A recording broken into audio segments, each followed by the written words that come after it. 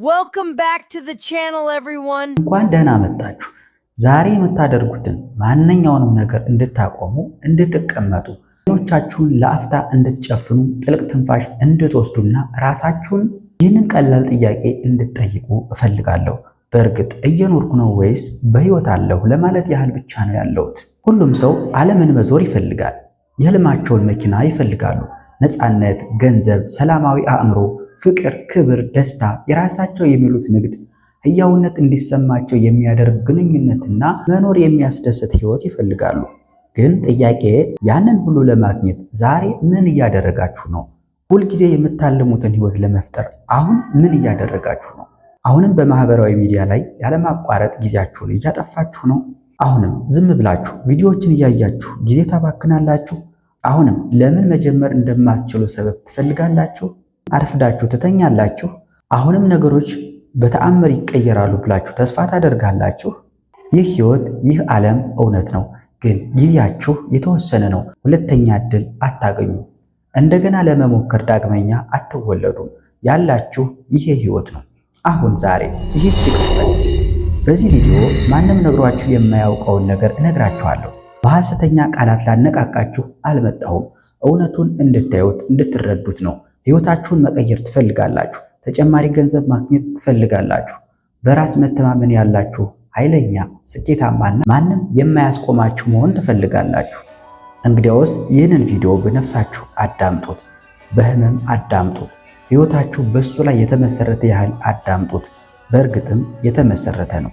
እንደዚህ አይነት ጣፋጭ ውሸት የሌለበት እውነተኛ ንግግር ያላቸውን ተጨማሪ ቪዲዮዎች ከፈለጋችሁ አሁኑኑ ይህንን ቻናል ሰብስክራይብ አድርጉ። በእያንዳንዱ ጊዜ አዲስና ጠቃሚ ነገር ይዘን እንመጣለን። ስለዚህ እንጀምር። የተሰጣችሁን ይህችን አንዲት ውድ ህይወት እንዴት ማባከን እንደሌለባችሁ በእነዚህ 20 ነጥቦች እንማማር። እስከ መጨረሻው ድረስ አብራችሁን ቆዩ። አንደኛ፣ ጊዜ ማለት ህይወታችሁ ነው፣ አትግደሉት። እውነቱን ልንገራችሁ፣ እናንተ ጊዜን እየገደላችሁ አይደለም፣ ጊዜ እናንተን እየገደለ ነው። ነገ አደርገዋለሁ ባላችሁ ቁጥር፣ ኢንስታግራም ላይ ተጨማሪ 1 ሰዓት ባሳልፋችሁ ቁጥር፣ አላርማችሁን አጥፍታችሁ ወደ እንቅልፍ በተመለሳችሁ ቁጥር ጊዜን ብቻ እያባከናችሁ አይደለም፣ የህይወታችሁን ክፍሎች እያጠፋችሁ ነው። ምክንያቱም ጊዜያችሁ ህይወታችሁ ነው። ዛሬ አይሰማችሁም፣ ግን ቀስ በቀስ ህይወት እያለፈች ነው። እያንዳንዱ ሰከንድ እየሄደ ነው። እያረጃችሁ ነው። ጉልበታችሁ እየቀነሰ ነው። ወላጆቻችሁ እያረጁ ነው። ህልሞቻችሁ እየጠበቁ ናቸው። ግን እስከ መቼ? ትናንት ምን አደረጋችሁ? ከትናንት በስቲያስ ምን አደረጋችሁ? ነገስ ምን ለማድረግ አቅዳችኋል? አሁንም ምንም። አሁንም ያው ነው። አሁንም ያንን የሆነ ቀን እየጠበቃችሁ ነው። ያ ቀን መቼም አይመጣም። ውሸት ነው። ህልሞቻችሁ ለሰበቦቻችሁ ግድ የላቸውም። ዓለም ለምክንያቶቻችሁ ደንታ የለውም። ውጤታችሁ ብቻ ናቸው ትርጉም ያላቸው። ሁለተኛ፣ ሰበብ መስጠትን አቁማችሁ መገንባት ጀምሩ። ህይወታችሁ የእናንተ ኃላፊነት እንጂ የወላጆቻችሁ፣ የጓደኞቻችሁ፣ የአለቃችሁ ወይም የመንግስት አይደለም። የእናንተው ነው፣ የእናንተ ብቻ። ሰዎች ስላላገኙት ነገር በማልቀስ ዓመታትን ያባክናሉ። ቤተሰቦች አይደግፉኝም፣ ገንዘብ የለኝም፣ ጊዜ የለኝም፣ ተሰጥቶ የለኝም። ሰበብ ሰበብ ሰበብ፣ ሁሌም ሰበብ። በህይወት ማን እንደሚያሸንፍ ግን ታውቃላችሁ? ያላገኘሁት ነገር ግድ አይሰጠኝም፣ ከምንም ተነስቼ የሆነ ነገር እፈጥራለሁ የሚለው ሰው ነው። ዙሪያችሁን ተመልከቱ። በዚህ ዓለም ላይ በጣም ኃይለኛ የሆኑ ሰዎች ብዙዎቹ ምንም አልነበራቸውም። ምንም ገንዘብ፣ ምንም ድጋፍ፣ ምንም መመሪያ አልነበራቸውም። ነገር ግን አንድ ነገር ነበራቸው፣ ረሃብ፣ እሳትና ሁሉንም ነገር የመቀየር ውሳኔ። ለምሳሌ እንደ ኦፕራ ዊንፍሬ ያለ ሰውን አስቡ። በድህነት ተወልዳ በልጅነቷ ተጎሳቁላለች። ዛሬ ቢሊየነር እና በዓለም ላይ በጣም ከተከበሩ ሰዎች አንዷ ነች። ተቀምጣ አላለቀሰችም፣ ሰበብ አልደረደረችም፣ ገንብታለች እንጂ። ስለዚህ ታሪካችሁን ተቀበሉ፣ ነገር ግን ሰለባ አትሁኑ። በየቀኑ ለህይወቴ ኃላፊው እኔ ነኝ በሉ። ችግሮቻችሁን በወረቀት ላይ ጻፉ። ከዚያም ለእያንዳንዳቸው አንድ መፍትሄ ጻፉና እርምጃ ውሰዱ። ምንም ያህል ትንሽ ቢሆን ደካማ አይደላችሁም፣ እድለቢስም አይደላችሁም። ኃይላችሁን እየተጠቀማችሁበት ስላልሆነ ነው እንጂ። ሶስተኛ፣ የምቾት ቀጠናችሁ ወይም ኮምፎርት ዞን ወጥመድ ነው። ከሱ አምልጡ። አሁን ትነቃላችሁ፣ ስልካችሁን ታያላችሁ፣ የሆነ ነገር ትበላላችሁ፣ ቪዲዮዎችን ታያላችሁ፣ ኢንስታግራም ታያላችሁ፣ ምናልባት ትንሽ ታጠናላችሁ።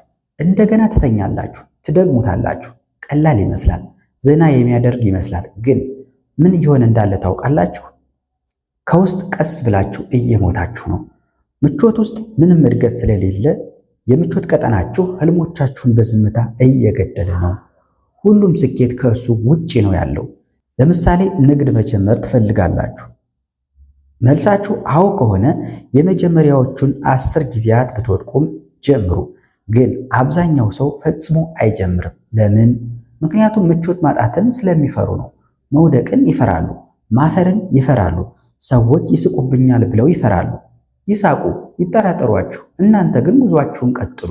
ለምሳሌ አንድን ዘር አስቡት። አፈር ስር ብቻ ከቆየ መቼም ዛፍ አይሆንም። መሬቱን ጥሶ መውጣት አለበት። ፀሐይን መጋፈጥ፣ ንፋሱን መጋፈጥ፣ ያኔ ብቻ ነው ጠንካራ ነገር የሚሆነው። ስለዚህ በየቀኑ ምቾት የማይሰጣችሁን አንድ ነገር አድርጉ። አራተኛ፣ በኋላ አደርገዋለሁ ለራሳችሁ የምትነግሩት ትልቁ ውሸት ነው። እውነቱን ልንገራችሁ፣ በኋላ አደርገዋለሁ የምትሉ ሰው ከሆናችሁ ራሳችሁን እየዋሻችሁ ነው። በዋሻችሁ ቁጥር የራሳችሁን ሕይወት በጸጥታ በቀስታና በቋሚነት ታጠፋላችሁ። በኋላ አደርገዋለሁ የስንፍና ድምፅ ነው፣ የፍርሃት ድምፅ ነው። እናንተን ለማጥመድ የሚሞከር የደካማው ማንነታችሁ ድምፅ ነው። ትክክለኛው ትርጉሙ በጭራሽ ማድረግ አልፈልግም ማለት ነው። የሚያሸንፉ ሰዎች በኋላ የሚሉ አይደሉም፣ አሁን የሚሉ ናቸው። አሁን በዚች ሰከንድ ዝግጁ ባይሆኑም እንኳ እርምጃ ይወስዳሉ። ቢፈሩም እርምጃ ይወስዳሉ። ምክንያቱም በኋላ የሚለው መቼም እንደማይመጣ ያውቃሉ። ለምሳሌ ስፖርት እሰራለሁ፣ ተጨማሪ ስራ ጀምራለሁ፣ መጽሐፍ አነባለሁ፣ እንቅልፌን አስተካክላለሁ ትላላችሁ እና ያ በኋላ መቼ ነው የሚመጣው? በሚቀጥለው ሳምንት፣ በሚቀጥለው ወር ነው ወይስ በሚቀጥለው ዓመት? ጊዜ አይጠብቃችሁም። ጊዜያችሁ አልቋል የሚል መልእክት አይደርሳችሁም። ዝም ብሎ ያልቃል። ለምሳሌ የዩቲዩብ ቻናል ከ2 ዓመት በፊት መጀመር ፈልጋችሁ ነበር፣ አላደረጋችሁትም። በኋላ ስላላችሁ አሁን ሌላ ሰው እያደረገው ነው። ሌላ ሰው የእናንተን ህልም እየኖረው ነው። አምስተኛ፣ ማሰብ አቁሙና ማድረግ ጀምሩ። አእምሯችሁ የቅርብ ጓደኛችሁም የከፋ ጠላታችሁም ነው። ለብዙዎች አእምሯቸው እስር ቤታቸው ነው። ምክንያቱም ብዙ ያስባሉ እና ምንም አያደርጉም። ንግድ መጀመር ትፈልጋላችሁ፣ ለወራት ታስቡበታላችሁ። ከመጠን በላይ ማሰብ ህይወታችሁን እያጠፋው ነው። አናላይሲስ ኢዝ ፓራላይሲስ የሚባለው ለዚህ ነው። በጣም ስለምታስቡ ከመጀመራችሁ በፊት ትደክማላችሁ። ማሰብ አስፈላጊ ነው፣ ግን ለአጭር ጊዜ ብቻ ይሁን። ከዚያ በኋላ ፍርሃት ይሆናል። ፍርሃት ደግሞ ውሸታም ነው። ለመጀመር ሁሉንም ነገር ማወቅ አያስፈልጋችሁም። መጀመር ብቻ ነው የሚያስፈልጋችሁ። ለምሳሌ ዋና መማር የሚፈልግን አንድ ሰው አስቡ። ስለ ዋና መጽሐፍትን ያነባል። 50 ቪዲዮዎችን፣ 100 ቪዲዮዎችን ሊመለከት ይችላል። ነገር ግን መቼም ወደ ውሃው አይዘልም። የዚህ መፍትሄ ለ10 ደቂቃዎች አስቡ። ከዚያ ለሚቀጥሉት 10 ሰዓታት እርምጃ ውሰዱ። ፍጥነትን ገንቡ። እርምጃ ውሰዱ። ስኬት ከማሰብ አይመጣም፣ ከማድረግ ነው የሚመጣው። 6ኛ፣ ያኛው ሰው ሁኑ። ሰነፉ አትሁኑ። የሚያማርረው አትሁኑ። ሌሎች የሚያደርጉትን የማያደርገው ሰው ሁኑ። ሌሎች ሲተኙ በማለዳ የሚነሳው፣ ሌሎች ሲዝናኑ የሚያጠናው፣ ሌሎች ሲፈሩ የሚናገረው፣ ሌሎች ሲያቆሙ የሚቀጥለው ሰው ሁኑ። አንድም ቃል ሳይናገር አርአያ የሚሆነው ሰው ሁኑ። ሁሉም ሰው አያምንባችሁም። ሁሉም ሰው አይደግፋችሁም። እናንተ ራሳችሁን ደግፉ። ራሳችሁን እመኑ። ሰዎች ይጠራጠሯችኋል። ተቀይረሃል፣ ተቀይረሻል ይላሉ። ይበሉ። እዚህ የመጣችሁት እንዳላችሁ ለመቀጠል አይደለም። እዚህ የመጣችሁት ለማደግ፣ ለመለወጥ ነው። በእያንዳንዱ ቤተሰብ፣ በእያንዳንዱ ጓደኛ ቡድን ውስጥ ሁልጊዜ ትልቅ ሰው የሚሆን አንድ ሰው አለ። 7ኛ፣ እናንተ ከራሳችሁ ጋር ሁኑ። ትልቁ ጠላታችሁ ጓደኛችሁ፣ ቤተሰባችሁ፣ ስራችሁ አይደለም፣ እናንተው ናችሁ። ተስፋ እንድትቆርጡ የሚነግራችሁ የእናንተ አባባል ነው። ደክሞኛል፣ ተራ መሆን ችግር የለውም የሚለው ንግግር፣ ያ የእናንተ ስብዕና ጠላት ነው። እናም እሱን በየቀኑ መታገል አለባችሁ። እናንተ ከራሳችሁ ጋር ስትሆኑ እውነተኛው ጦርነት ያ ነው። በየቀኑ በምርጫ ነው የምትነቁት። ዛሬ ማን ያሸንፋል? በውስጣችሁ 2 ተኩላዎች እንዳሉ አስቡ። አንደኛው ሰነፍ አሉታዊ ነው። ሌላው ጠንካራ በራስ የሚተማመን የተራበ ነው። የትኛው ይበልጥ ጠንካራ ሆኖ እንደሚያድግ ታውቃላችሁ? የምትመግቡት ነው። ስለዚህ የሰነፍ ልማዶቻችሁን ግደሉ። ቀናችሁን ተከታተሉ። በደካማው ማንነታችሁ ላይ ባሸነፋችሁ ቁጥር በዝግታ አክብሩት። 8ኛ፣ በፍላጎት ጥንካሬያችሁ ላይ ስሩ። ጠንካራ ህይወት መገንባት ትፈልጋላችሁ ወይስ እንደ ትንሽ ልጅ ስሜታችሁን መከተል ትፈልጋላችሁ? የፍላጎት ጥንካሬ ማለት ስሜቱ ባይኖራችሁ እንኳ ትክክለኛውን ነገር ማድረግ ማለት ነው። ሰውነታችሁ አላደርግም ሲል እንኳ ተነስታችሁ እሺ ማለት ነው፣ ማድረግ ነው። የፍላጎት ጥንካሬ እንደ ጡንቻ ነው። ባሰለጠናችሁ ቁጥር እየጠነከረ ይሄዳል። የዚህ መፍትሄ በትንሹ መጀመር፣ ዕለታዊ ስነ ስርዓት መገንባት፣ እንደ መሪ ለራሳችሁ መናገር። ለራሴ የገባሁትን ቃል አላፈርስም ብላችሁ ለራሳችሁ ደጋግማችሁ ንገሩት። 9ኛ ማነጻጸር እየገደላችሁ ነው። ይህንን በግልጽ ልናገር፣ ራሳችሁን ከሌሎች ጋር ማነጻጸር ከቀጠላችሁ መቼም ነው ደስተኛ ማትሆኑት።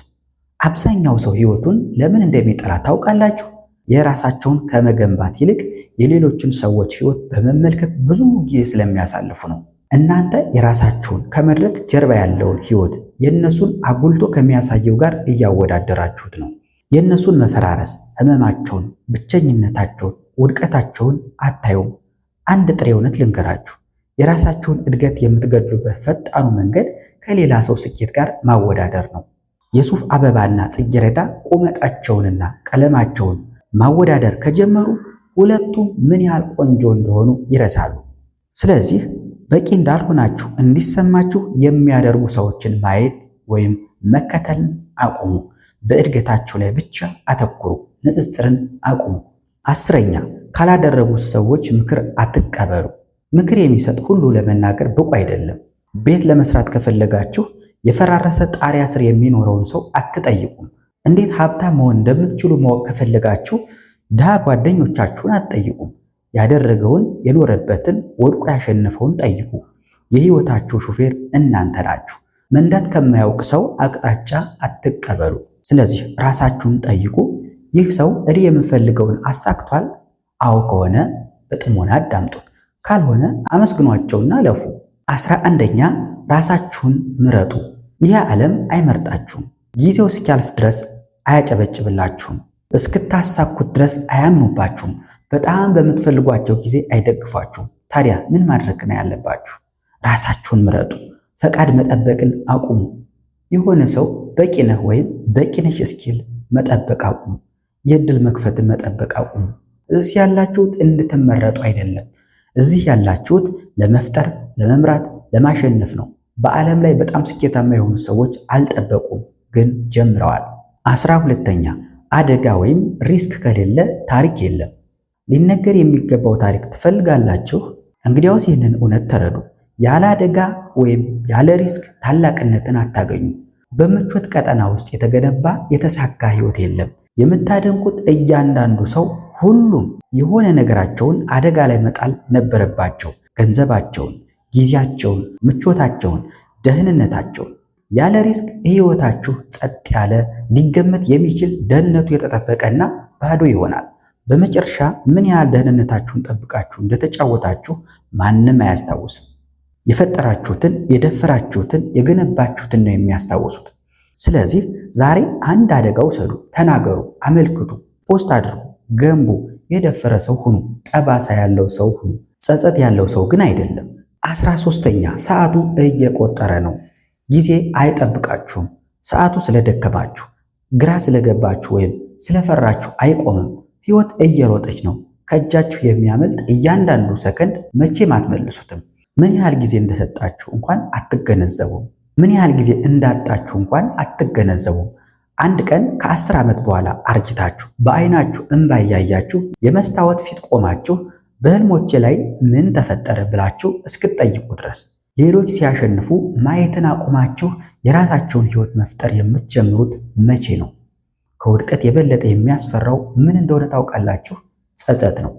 ያ ህመም በደረታችሁ ውስጥ እንደ ሹል ቢላዋ ለዘላለም ይኖራል። ሰዓቱ እየቆጠረ ነው። ጊዜያችሁም አሁን ነው። 14ኛ ማንም ግድ የለውም፣ ግን ያ ትልቁ ጥንካሬያችሁ ነው። ይሄ ክፉኛ ሊጎዳችሁ ይችላል፣ ግን መስማት አለባችሁ። ማንም ስለ ችግሮቻችሁ ግድ የለውም። ማንም ሊያድናችሁ አይመጣም። ማንም የእናንተን ህመም እንደ እናንተ አይሰማውም። ርኅራኄ እየጠበቃችሁ ከሆነ እርሱት። ሰዎች የራሳቸውን ጦርነት በመዋጋት ተጠምደዋል፣ ግን ያ የእውነት የእናንተ ኃይል ነው። ምክንያቱም ማንም ግድ የሌለው ከሆነ እናንተ የፈለጋችሁትን ነገር ለማድረግ ነፃ ናችሁ። ለመውደቅ፣ እንደገና ለመሞከር፣ ሞኝ ለመምሰል ወድቆ እንደገና ለመነሳት ነፃ ናችሁ። ማልቀስ ትፈልጋላችሁ፣ አልቅሱ፣ ግን እዛው አትቀመጡ። እንባችሁን ጥረጉ፣ እጃችሁን ጨብጡና እንደ ተዋጊ ተነሱ። ያንን ህመም ተጠቀሙበት፣ ወደ ዓላማ ቀይሩት።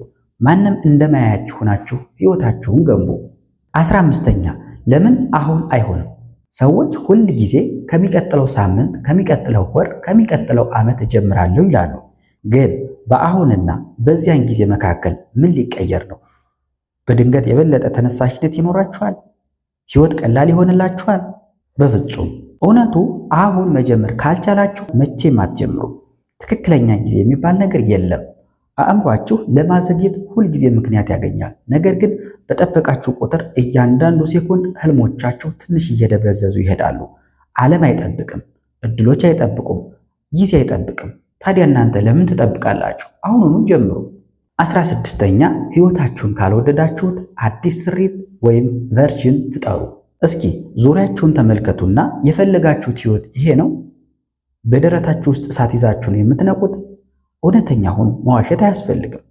የዕለት ተዕለት ተግባራችሁን፣ ስራችሁን፣ ልማዶቻችሁን ትጠላላችሁ። ነገር ግን አሁንም በየቀኑ ያንን ነገር እያደረጋችሁ እንዲለወጥ ትጠብቃላችሁ።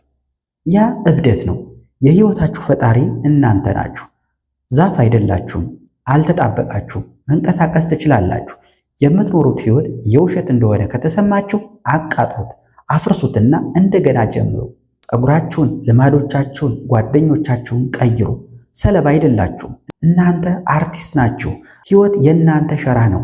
አዲሱን ስሪታችሁን አዲሱ ሸራ ላይ ፍጠሩት። 17ኛ የሌሎች ሰዎች ግምት ወይም ኤክስፔክቴሽን የህልም እስር ቤት ነው። ሰዎች በህይወታችሁ ዙሪያ ሳጥን ያስቀምጡና እዚያው ቆይ፣ በጣም ትልቅ ህልም አታልም፣ ደህንነትን ጠብቅ ይላሉ። ግን የእነሱ ግምት የእናንተ ጣፋንታ አይደለም። ሌሎችን ለማስደሰት ብቻ የምትኖሩ ከሆነ በመጨረሻ ራሳችሁን ትጠላላችሁ። በአደባባይ ፈገግ ትሉና ክፍላችሁ ውስጥ ታለቅሳላችሁ። የተወለዳችሁት የሌላ ሰውን ህልም ለማሳካት አይደለም። የተወለዳችሁት ህልማችሁን ለማሳደድ ነው። ያ ማለት ግን ሌሎችን ማሳዘን ማለት አይደለም። አንዳንድ ጊዜ አይሆንም ማለት ነው። ስለዚህ ሰንሰለቶችን ስበሩ፣ ጭምብሉን ጣሉ፣ ለሌሎች መኖርን አቁሙና ለራሳችሁ መኖር ጀምሩ። ይሄ የእናንተ ህይወት ነው፣ የእናንተ ብቻ። 18ኛ ህመማችሁ ኃይላችሁ ነው። መደበቅ ካቆማችሁ ብቻ። በብዙ ነገሮች ውስጥ አልፋችኋል። ምናልባት በዝምታ ታለቅሳላችሁ። ምናልባት ተከድታችሁ ሊሆን ይችላል። ወድቃችሁ ይሆናል። ስቀውባችሁ ይሆናል። አሁን ሁሉም ነገር ደህና እንደሆነ በማስመሰል ትዞራላችሁ፣ ግን ደህና አይደለም። ያ በውስጣችሁ ያለው ህመም ሊያጠፋችሁ ወይም ሊገነባችሁ ይችላል። እናንተ ናችሁ የምትወስኑት። አብዛኛው ሰው ከህመም ይሸሻል፣ ግን በዓለም ላይ በጣም ጠንካራ የሆኑ ሰዎች ያንን ህመም ወስደው እንደ ነዳጅ ይጠቀሙበታል። በህመማችሁ አትፈሩ፣ ኩሩበት፣ ተርፋችኋል። ህመማችሁን ወደ ጥበብ፣ ወደ ስነ ስርዓት፣ ወደ መነሳሳት ቀይሩት። በጣም ጨለማ የሆኑ ምሽቶች ብሩህ ኮከቦችን ያፈራሉ።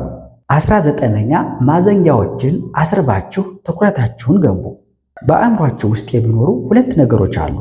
አንደኛው ማዘናጊያ ወይም ዲስትራክሽን ሲሆን ሌላኛው ትኩረት ወይም ፎከስ ይባላል። የሚያሸንፈው የበለጠ የምትመግቡት ነው። በስልካችሁ ላይ ለሰዓታት ባሳለፋችሁ ቁጥር ማዘናጊያውን እየመገባችሁት ነው። በበለጠ ቁጥር ህልሞቻችሁ እየተዳከሙ ይሄዳሉ። አእምሯችሁ ሰነፍ ይሆናል። ለዛሬው ትንሽ ምቾት ብላችሁ የራሳችሁን የወደፊት ህይወት መክዳት የምትቀጥሉት እስከ መቼ ነው ጥያቄ። ስኬት ትፈልጋላችሁ? እንግዲያውስ እነዚህን ማዘናጊያዎች አስርቧቸው። ስልካችሁን አጥፉ። ከዚያም ተቀምጣችሁ ትኩረታችሁን መግቡ። ትኩረት እንደ ጡንቻ የሚሰለጥን ነው። ለአንድ ዓመት ብቻ ሙሉ ትኩረታችሁን ብትሰጡ ህይወታችሁ ዛሬ ካለው ጋር ምንም አይመሳሰልም። የሚያጠፋችሁን አስርቡት፣ የሚገነባችሁን መግቡት። 20ኛ ህይወት ምንም ዕዳ የለባትም። ስለዚህ ለሁሉም ነገር ታገሉ። ዓለም ስለ እምቅ ችሎታችሁ ወይም ስለ ፖቴንሻላችሁ ግድ የለውም። የሚሸልመው ለአፈጻጸምና ለአሰራራችሁ ብቻ ነው። ካልሰራችሁ፣ ካልተገኛችሁ፣ ዋጋችሁን ካላረጋገጣችሁ ህይወት ችላ ትላችኋለች። እርዳታ በመጠየቅ ማልቀስ አቁማችሁ እንደ ገሃነም መታገል መጀመር አለባችሁ። ማንም ስለ እናንተ አይሰማውም። አዎ ህይወት ፍትሃዊ አይደለችም። ታዲያ ምን? ዝም ብላችሁ ተቀምጣችሁ ልታማረሩ ነው? ወይስ ተነስታችሁ ምን ያህል ከባድ እንደሆነ ግድ የለኝም እንዲሆን አደርገዋለሁ ልትሉ ነው? ህይወት ምንም አይነት ዕዳ የለባትም። ነገር ግን አሁን የሚገባኝን ሁሉ እወስዳለሁ፣ ጠንክሬ እሰራለሁ፣ ሁሉም ሲያቆም እቀጥላለሁና አንድ ቀን እንዴት አደረግከው ብለው ሲጠይቁኝ ሕይወት ቀላል እንድትሆን መጠበቅ አቆምኩ። እናም ለራሴ ብዙ መጠበቅ ጀመርኩ እላለሁ ትላላችሁ። መልካም፣ እስካሁን አብራችሁኝ ከሆናችሁ ነገሩን እናጠቃለሁ። አሁን ስሙኝ። ምናልባት ይህንን አሁን እየተመለከታችሁት ሊሆን ይችላል እና በውስጣችሁ እየታገላችሁ ነው። ምናልባት ሁሉም ነገር ከባድ መስሎ ይሰማችኋል። ምናልባት በውጭ ፈገግ ለማለት እየሞከራችሁ በየማታው በልባችሁ ውስጥ ታለቅሱ ይሆናል። ምናልባት እንደወደቃችሁ ምንም ነገር እንደማይሰራ ሊሰማችሁ ይችላል። ነገሮች መቼን የሚሻሻሉት ብላችሁ እያሰባችሁ ይሆናል። እንደ ወንድም ይህንን ልበላችሁ፣ ሁሉም ነገር ደህና ይሆናል። ያንን የምለው የውሸት ተስፋ አልሰጣችሁ አይደለም። በየዋሻው መጨረሻ ሁልጊዜም ብርሃን አለ። ረጅም ዋሻ ሊሆን ይችላል፣ ጨለማ ሊሆን ይችላል፣ ማለቂያ የሌለው ሊመስል ይችላል፣ ግን ብርሃን አለ። መራመድ ማቆም ብቻ የለባችሁም። ምንም ያህል የተሰበራችሁ ቢመስላችሁ፣ ምንም ያህል ጊዜ ቢወስድ ገና አላበቃችሁም። መጥፎዎቹ ቀናት የፍጻሜያቸው አይደሉም። እነሱ የጠንካራው ብልሁና የበለጠ ኃይለኛ የእናንተ ስሪት ጅማሬዎች ናቸው። እና አሁን እንድትሰሙኝ ይፈልጋለሁ። ህልም ከሌላችሁ ፈልጉ። ፍጹም እቅድ ያስፈልጋችሁ። ህያውነት እንዲሰማችሁ የሚያደርግ ህልም። ለመንቃት ምክንያት የምትታገሉለት ነገር ብቻ ነው የሚያስፈልጋችሁ። ያ ህልም አንዴ ከኖራችሁ ጠብቁት፣ አሳዱት፣ በባዶ እጃችሁ ገንቡት። በየቀኑ ግን ተማሩ፣ በየቀኑ እደጉ።